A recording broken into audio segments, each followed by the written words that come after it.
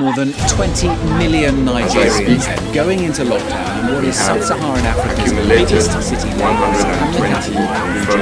President Muhammadu Buhari ordered 2-week cessation of all movements in key cities to ward off an explosion of cases and 2-week cessation of all movements in key cities to ward off an explosion of cases and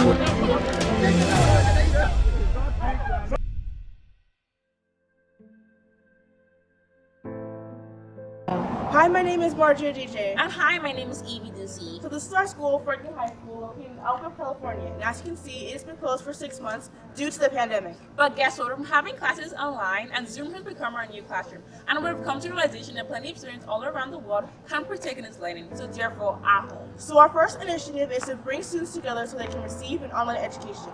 This initiative will eliminate the 6-month hold on education to medical school students and allow them to achieve the degrees as medical doctors. Our organization consists of people from the US, Canada, and Nigeria. And it's interested in finding, isolating, and solving real problems, whatever it takes us. We've come together virtually to solve problems Students like us have faced during this pandemic, and we hope by doing so we can impact lives and change the world. I've been at home for about 5 months now since this COVID-19 pandemic started. At first, we didn't know it was going to take this long because we thought it was just a short break. They told us to go home probably for a week or two. But it's lasting for about 5 months. When, as a medical student, you have to actually be reading constantly to be abreast with what we've been taught. But being at home has not been very convenient for me because there's chores and it's not just conducive like the university environment. So I got tired of home. I could not focus, I could not read, I was very tired. So I had to come to school. I told my dad that I was coming to school to meet up with some of my classmates that were in school. We're trying to just still try and study, even with the whole school being on shutdown and all. Other schools have been having online classes. So I decided to come to school because it would be easier for me to catch up and read up with some of my classmates that are here in school, Uniben, so we can just read. So I came to Uniben a couple of weeks back. So I've been trying to read, buying data and all, trying to study and keep up with the online materials I find online to read. But it has really been difficult because I spend most of my allowance on buying data, and unlike other schools where they have access to internet and online classes, we don't really have access to that. The stuff we have that are available to us are usually from YouTube and abroad, so it's expensive, it's not free, and it's kind of tasking. So for us to keep up, unlike our neighboring private universities and our colleagues abroad too, where they are privy to these materials. Graduation was already like in a year, a few months time, but now I really don't know when it's going to end, when I'm going to graduate.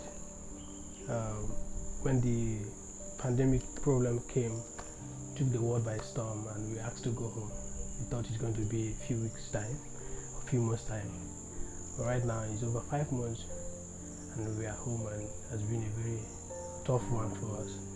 As president of IBEMSA, which is the student governing body of the University of Benin medical students, I've been getting series of calls from my students telling me that learning at home is becoming boring and tiresome, that they're lacking the zeal. So I believe provision of online learning services and data could be a step in the right direction towards boosting their morale into learning and improving medical education in the midst of the pandemic as they are at home. So really, this coronavirus has affected us a lot, especially, I don't want to seem like it's gender-based, but especially for women, we females. We're at home more, we start cooking, we start sweeping, you are doing the dishes, everything. Even if you cut out time and you say you want to read, you are family. You are tired. By the time you are done with all the work, you are tired. Of necessity, have to think ahead. If the COVID situation continues, for one reason or the other, we are unable to have in-person class.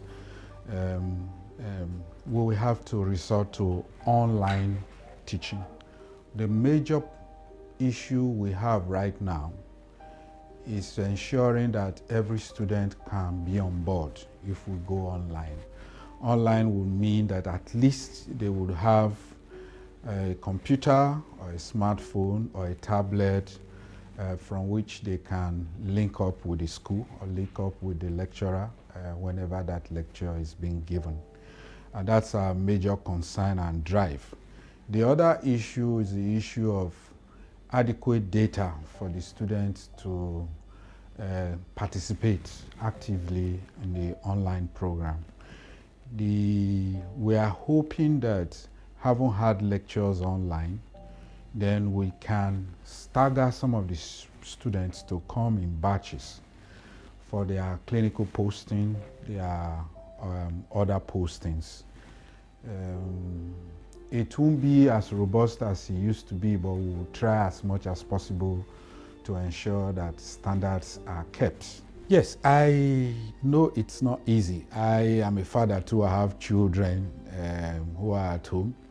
So I'm lazing around and some of them becoming very frustrated. So I know you have children at home who you would wish should be in school studying. I just like to encourage the student that the important thing is safety and health first. Yes, let's get them safe. And then if we all come together and do what we're supposed to do with regards to preventive measures such as mask wearing, social distancing, avoiding overcrowded areas, and staying at home if you really don't have anything you're doing. That will help us so that Nigeria can come back to its normal state as soon as possible. I really love this initiative and I want it to work out. I would really appreciate your effort to make it a reality by contributing to the GoFund page, which is in the link below the video. Thank you.